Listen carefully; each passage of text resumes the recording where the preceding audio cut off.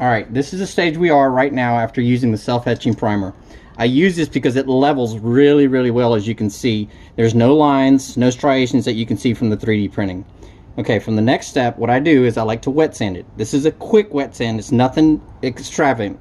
I have water, and then what I've been doing is I've been soaking a small piece of 400, that's 600. I have a small piece of 400 and a small piece of 600.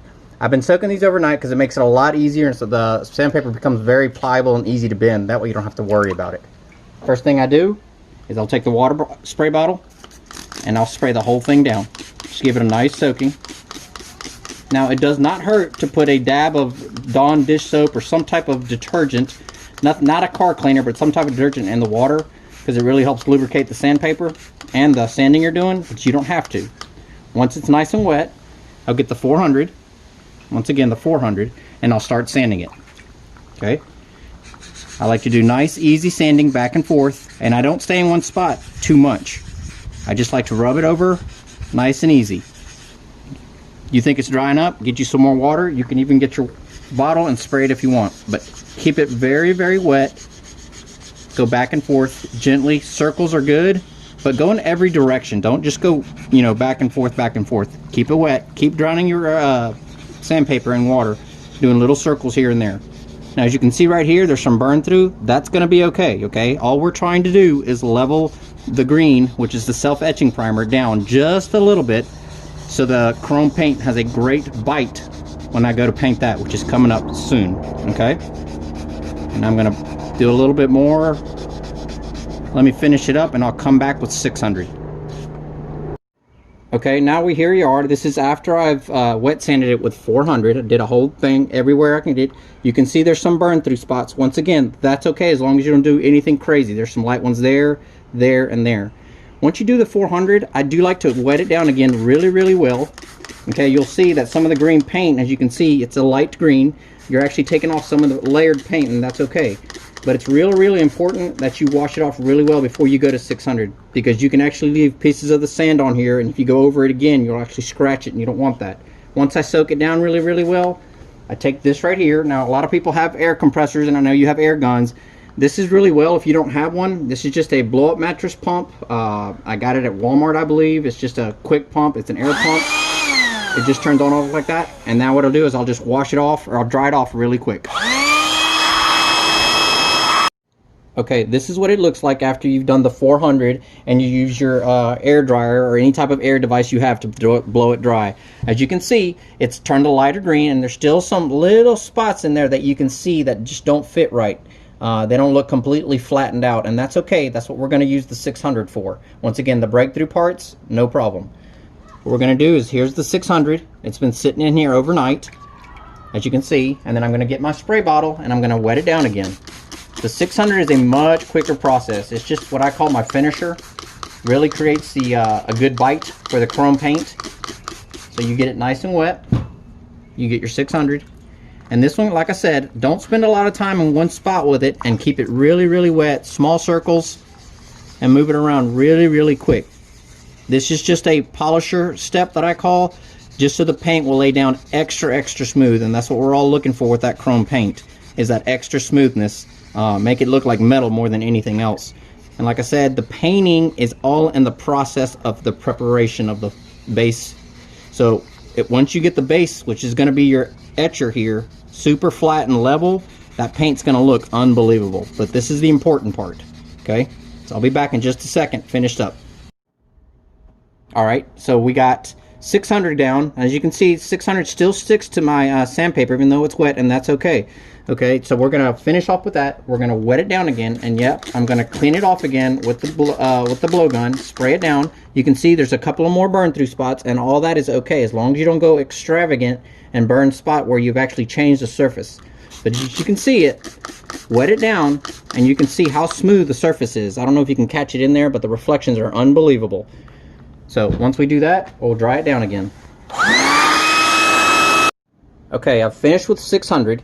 I used the blow gun and dried everything off. It still has a decent sheen to it actually, and this is exactly what you're looking for. My next step in this, and this isn't necessary, but I like to do it because I feel it gives me a really, really clean surface to paint on, is I use this right here. It's just a wax and tar remover. You can get it at any auto parts place, but it really removes any debris, grease, fingerprints. We've been holding it, and it really will help the paint stick better. So give this a couple of shakes. Just a couple of wet spots on the rag. Nothing crazy. Pick it up and just wipe it, and in one direction. You want to wipe in one direction because you're trying to put everything out of the way and stick on the rag. So wipe everything down in this one direction here. It looks soapy, it does in some spots, but it's okay. Don't let it dry. Okay, you want to put that down, and you want to use a clean microfiber, and you want to wipe it off. Same thing, in the same direction. Okay, and you'll see how it dries out really, really good. Just like that. And I'll continue to do the rest of the mask, and then when we come back, I will be doing the chrome paint on it because it'll be ready. Alright, from this point forward, where we are is I have sanded 4 to 600. I've cleaned it really well with the cleaner that I showed y'all, the wax and tar remover. Our next step is to paint. Okay, what I've already done first is I've already used the blower. This blower that I showed y'all before to, and you can use whatever you need to blow it off, but blow it off any extra dust or anything that you think you have around you or on the mask itself. Next, we're going to use our paint. This is the paint I use right here. Okay, this is Rust-Oleum Bright Coat Metallic Finish. You can get it at any hardware store. Make sure you get this paint coat because there are different ones actually. I didn't know that until I found this one, which worked the best for me. So it's the Bright Coat Chrome. So as you can see right here, I'm on a turntable. Okay, this makes it real easy to paint the small things. I don't really use it on the bigger options, but I do use it on the smaller ones. I'm going to start with the mask towards me. We're going to do probably 2, maybe 3 coats. Each coat is a light dusting. The light dusting provides for the best adhesion when I go heavy on the very last coat. So I've been shaking the can already, but I'm going to shake it some more. And what we're going to do here is light dusting, okay? And I usually stay anywhere from about, I would say 8, 10, maybe 12 inches away, and just get a light dusting. I always practice my spray away from it just to make sure it's spraying good. It is. And now the dusting.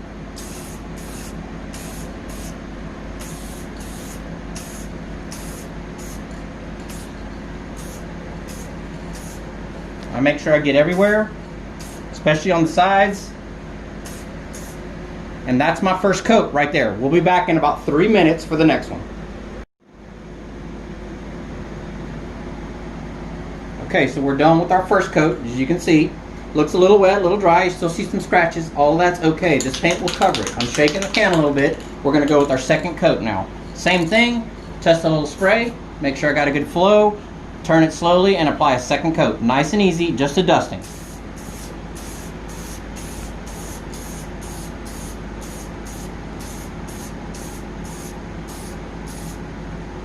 And that's your second coat. Alright, so here we are. This is actually going to be the heavy coat. Sometimes I put one more coat on, but it depends on the coverage. And as I look at this, it's actually covering pretty good. So I don't think I'm going to need another dust coat on it.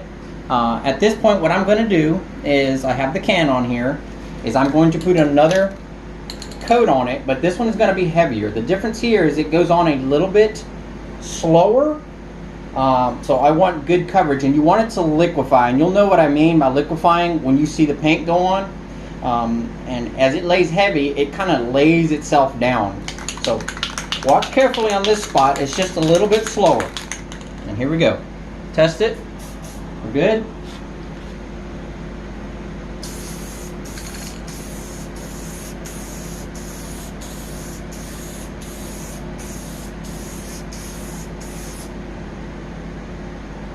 As you can see, it lays down absolutely perfect and gorgeous. And that was just a slower, heavier coat. There's a little spot in the middle, and believe it or not, I think that's spit that just came out of my mouth when I was talking. I apologize about that. I can redo that. That's not a problem. You'll use a scuff pad to repaint it. I might put one more coat on this in just a second, but I like the way this is laying down. As you can see, it was very light. I'm going to try a little bit more.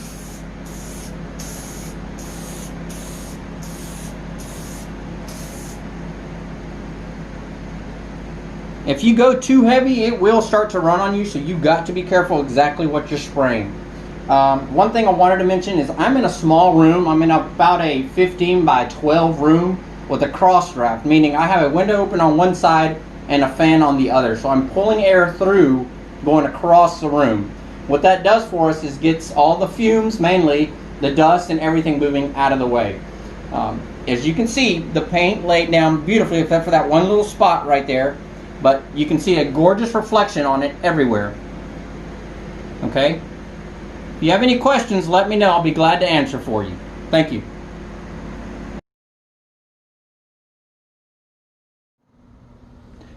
Okay, I just wanted to come back and show y'all how I fixed my little spit mark on the front right there. All I did was use some of this, and this is just 3M scuff pad. Make sure you use gray, not red. Red's really aggressive. The gray one's really, really soft. And all I did was brush it back and forth. I concentrated on that one spot more than anywhere else. I did brush it there, rough, but I went the same directions. I didn't make any cross hatching. I went straight up and down on it.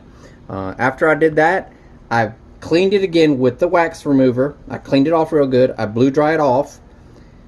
Came back with the chrome paint and laid another heavy coat on it, and as you can see, it fixed it perfectly. Alright, here it is in the sun. It's a good sunny day here. As you can see, the reflections on it are really, really, really good. I do recommend letting this dry for at least anywhere from 4 to 7 days, because if you don't, it will get some fingerprints on it, and it's really hard to get those off. So let it dry, enjoy it sitting around, but I'm telling you, this paint and this process will give you the best layout on your chrome.